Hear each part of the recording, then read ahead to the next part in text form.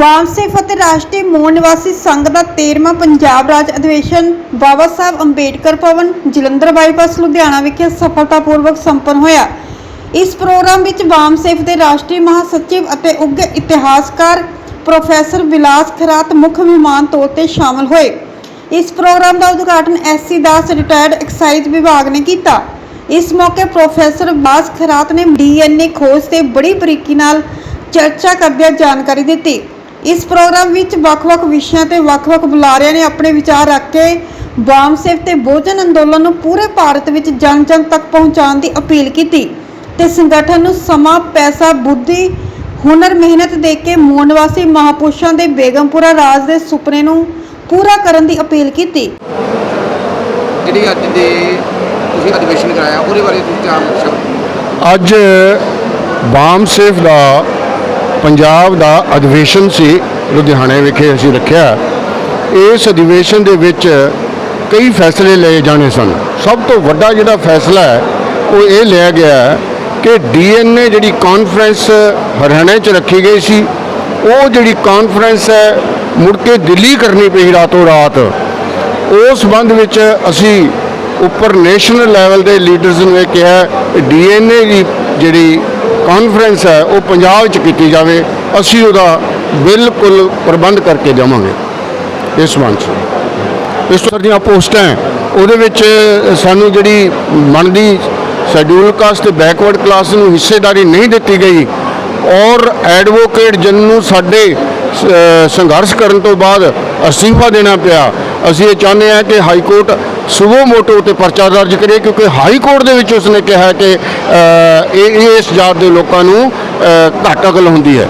इस करके इस वास्ते संघर्ष करांगे। धन्यवाद सर। DNA जैसा नमक हर एक के घर में होता है मगर वो बाहर से लेना पड़ता है।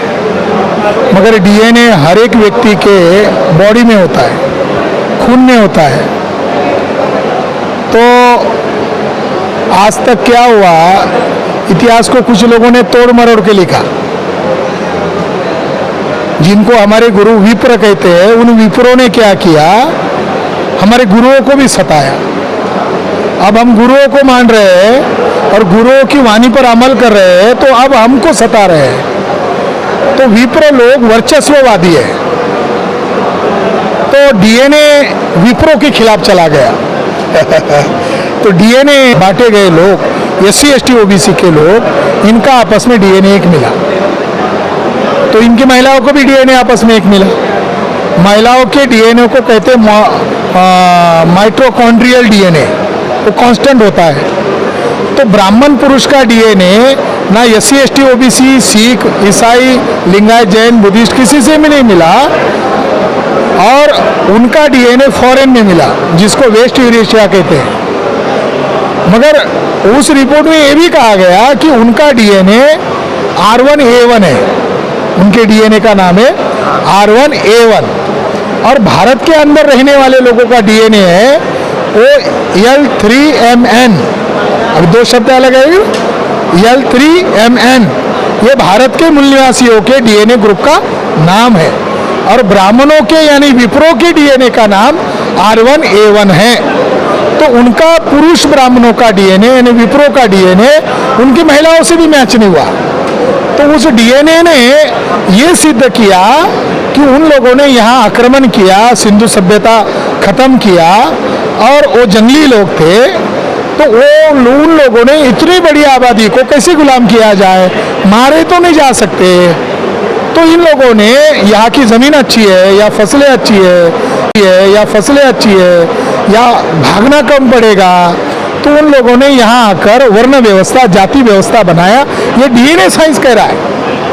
अगर मान लो कल्पना करो कि वो यही के विप्रो लोग यही के, तो फिर उन्होंने वर्ण व्यवस्था क्यों बनाई? अगर वो यही के तो अपने ही भाइयों को जातियों में क्यों बांटा? अगर वो यही के होते तो बाहर के लोग हैं, तो बहुसंख्य लोगों को गुलाम बनाने के लिए वर्ण व्यवस्था जाति व्यवस्था बनाई। तो अब ऐतिहासिक बातें बहुत हो गई, वो इतिहास अपने अपने ढंग से कोई लिख सकता है, मगर DNA साइंटिफिक होता है। तो डीएनए के आधार पर सिद्ध हो गया ब्राह्मण विदेशी है। मगर ये बात आपके चैनल के थ्रू आप पंजाब के लोगों को बताना चाहते हैं, तो मैं आपको एक उदाहरण देकर आपके पंजाब के आपके दर्शकों को बताना चाहता हूँ डीएनए क्या होता है। एक उत्तराखंड का एक सीएम हो चुका है, फिर बाद में वो बूढ़ा हो गया, उसके घर में एक बच्चा आ गया नौजवान और कहने लगा अब तुम मेरे बाप हो। तो तिवारी को गुस्सा आया और कहा इसको धक्के मारकर निकाल दो, ये कैसे बोल रहा है मैं इसका बाप हूं। तो उसने कहा कि तुम्हारी एक शादी हुई है और एक औरत जिसको तुमने यूज किया उसका मैं बेटा हूं, तो जाहिर है कि मैं तुम्हारा बेटा ही हूं। तो वो बात नहीं मान रहा था, तो उसने कोर्ट में केस दाखिल किया। तो कोर्ट में केस दाखिल किया तो तिवारी साहब कोर्ट के तारीख के दिन ही फौरन भाग गए। तो कोर्ट ने कहा जब वो आएंगे तब देख लेंगे। जब वो आ गए तो कोर्ट ने ऑर्डर किया, ये मान रहा है कि तुम उसके पिता हो और इसकी माँ तुम्हारी भले ही शादीशुदा बीवी नहीं है, मगर उसकी एक औरत है, उससे तुमने बच्चा पैदा किया है, अब इसको छोड़ दिया है।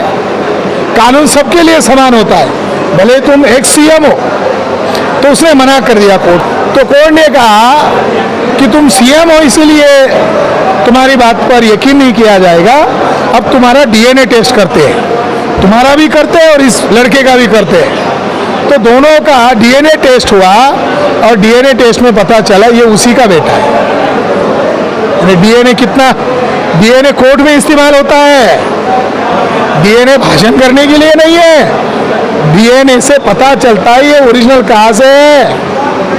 तो अब डीएनए की बात पंजाब में फैलना बहुत ज़रूरी है, क्योंकि डीएनए ने हमारे जितने भी गुरु हुए हैं, संत हुए हैं, महापुरुष हुए हैं और उन्होंने जिन विप्रो के खिलाफ आंदोलन किया, उनके आंदोलन को मान्यता साइंस ने दिया है कि तुम सही हो। इसलिए यहाँ पर इस अधिवेशन में डीएनए पर चर्चा हुई और ये इस बामसेव के 31वें राज्य अधिवेशन में पंजाब के बामसेव यूनिट ने ये आज ठराव पारित किया, फैसला डिक्लेयर कर दिया कि कुछ ही महीनों के अंतराल में या मैदान में एक डीएनए कॉन्फ्रेंस होगी और पूरे पंजाब से लाखों की तादाद में भाई कौन कहाँ का है, कौन यहाँ का है और कौन विदेशी है, इसका फैसला इस कॉन्फ्रेंस में होने वाला है। इसकी जानकारी लेने के लिए आने वाले हैं और आपके चैनल को भी हम निमंत्रित देते हैं, सभी विप्रो के चैनल को भी देंगे। हमें मालूम है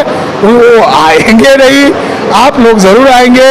आपके चैनल के ज़रिए से मैं डीएनए परिषद का पंजाब के सारे मूल निवासी बहुजनों को निमंत्रण देता हूँ। धन्यवाद जी। मेरा नाम मनदीप कौर आ तो मैं ਫਿਰੋਜ਼ਪੁਰ ਤੋਂ आई हाँ। ਇੱਥੇ ਲੁਧਿਆਣਾ ਦੇ ਵਿੱਚ ਜੋ ਬਾਮਸੇਵ ਦਾ 31ਵਾਂ ਰਾਜ ਅਧਿਵੇਸ਼ਨ ਚੱਲ ਰਿਹਾ ਹੈਗਾ ਤੇ ਮੈਂ ਖਾਸ ਕਰਕੇ ਪ੍ਰੋਫੈਸਰ ਵਿਲਾਸ ਰਿਆਇਤ ਜੀ ਨੂੰ ਸੁਣਨਾ ਸੀ, ਕਿਉਂਕਿ ਮੈਂ ਉਹਨਾਂ ਨੂੰ ਪਹਿਲੀ ਵਾਰ ਸੁਣਦੀ ਹਾਂ। ਕਿਉਂਕਿ ਜੋ ਆਪਾਂ ਵਰਚੁਅਲ ਮੀਟਿੰਗ ਦੇਖਦੇ ਹਾਂ ਜਾਂ ਕਰਦੇ ਹਾਂ ਉਹਦੇ ਵਿੱਚ ਆਪਾਂ ਨੂੰ ਇੰਨਾ ਨਹੀਂ ਉਹ ਹੁੰਦਾ ਜਿੰਨਾ ਆਪਾਂ ਫੇਸ ਟੂ ਫੇਸ ਕਰਦੇ ਹਾਂ। ਤੇ ਇੰਨਾ ਇੰਟਰਸਟਿੰਗ ਲੱਗਿਆ ਉਹਨਾਂ ਦਾ ਮੈਨੂੰ ਬੋਲਣਾ ਤੇ ਮੈਂ ਬੜਾ ਕੁਝ ਸਿੱਖਿਆ ਤੇ ਮੈਂ ਨੋਟ ਵੀ ਕੀਤਾ ਹੈਗਾ, ਕਿਉਂਕਿ ਮੈਂ ਚਾਹੁੰਦੀ ਹਾਂ ਕਿ ਵੀ ਮੈਂ ਇੱਥੋਂ ਕੁਝ ਸਿੱਖ ਕੇ ਜਾਵਾਂ ਤੇ ਜਾ ਕੇ ਮੈਂ ਆਪਣੇ ਸਮਾਜ ਦੀਆਂ ਹੋਰ ਲੇਡੀਜ਼ ਨੂੰ ਵੀ ਦੱਸਾਂ ਤੇ ਆਪਣੇ ਬੱਚਿਆਂ ਨੂੰ ਵੀ ਦੱਸਾਂ ਵੀ ਸਾਡੇ ਲਈ ਜੋ ਆਉਣ ਵਾਲਾ ਟਾਈਮ ਹੈਗਾ ਉਹ ਬ੍ਰਾਹਮਣਾਂ ਨੇ ਕਿਵੇਂ ਸਾਡੇ ਲਈ ਮਤਲਬ ਤੈਅ ਕਰ ਰੱਖਿਆ। ਪਰ ਅਸੀਂ ਇਸ ਚੀਜ਼ ਨੂੰ ਮਤਲਬ ਕਹਿੰਦੇ ਵੀ ਅਸੀਂ ਡਟ ਕੇ ਲੜਾਈ ਕਰਨੀ ਆ। ਤੇ ਇਹਦੇ ਵਿੱਚ ਜੇ ਹੁਣ ਇੱਥੇ ਜੈਂਟਸ ਇਕੱਲੇ ਆਉਂਦੇ ਆ ਤਾਂ ਮੈਨੂੰ ਬੜਾ ਦੁੱਖ ਜਿਹਾ ਹੁੰਦਾ ਵੀ ਉਹ ਇਕੱਲੇ ਹੀ ਹੈਗੇ ਆ ਤੇ ਵੀ ਫੈਮਲੀਜ਼ ਦਾ ਆਉਣਾ ਬਹੁਤ ਜ਼ਰੂਰੀ ਹੁੰਦਾ, ਕਿਉਂਕਿ ਜਿਵੇਂ ਕਹਿ ਦਿੰਦੇ ਵੀ ਪਹਿਲਾ ਅਧਿਆਪਕ ਮਾਂ ਹੁੰਦੀ ਆ ਬੱਚੇ ਦਾ।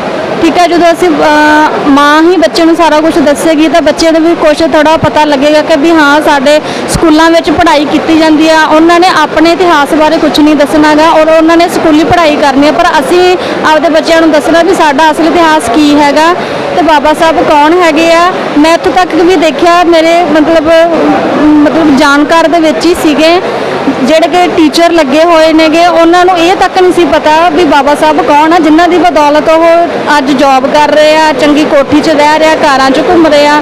ਮੈਨੂੰ ਬੜਾ ਦੁੱਖ ਹੁੰਦਾ ਇਹ ਚੀਜ਼ ਵੇਖ ਕੇ। ਮੈਂ ਇੱਕ ਹਾਊਸ ਵਾਈਫ ਹਾਂ ਪਰ ਮੇਰੇ ਹਸਬੰਡ ਗਵਰਨਮੈਂਟ EMPLOYE ਆ, ਪਰ ਮੈਂ ਉਹਨਾਂ ਨੂੰ ਪੂਰਾ ਸਮਾਂ ਦਿੰਦੀ ਹੈਗੀ ਆ ਵੀ ਉਹ ਜਿੱਥੇ ਵੀ ਜਾਣ ਆਪਣਾ ਪੂਰਾ ਸਹਿਯੋਗ ਦੇਣ ਇਸ ਮਿਸ਼ਨ ਨੂੰ। ਤੇ ਮੈਂ ਵੀ ਆਪਣੇ ਵੱਲੋਂ ਕੋਸ਼ਿਸ਼ ਕਰਦੀ ਹਾਂ ਵੀ ਮੈਂ ਵੀ ਜਿੰਨਾ ਮੇਰੇ ਤੋਂ ਹੁੰਦਾ ਹੈਗਾ ਤੇ ਮੈਂ ਆਪਣਾ ਸਹਿਯੋਗ ਦੇਵਾਂ, ਤੇ ਆਉਣ ਵਾਲੇ ਸਮੇਂ ਦੇ ਵਿੱਚ ਮੈਂ ਆਪਣੀ ਬੇਟੀਆਂ ਨੂੰ ਵੀ ਇਸ ਮਿਸ਼ਨ ਦੇ ਵਿੱਚ ਨਾਲ ਰੱਖਣਾ ਚਾਹੁੰਦੀ ਹਾਂ। ਧੰਨਵਾਦ ਜੀ।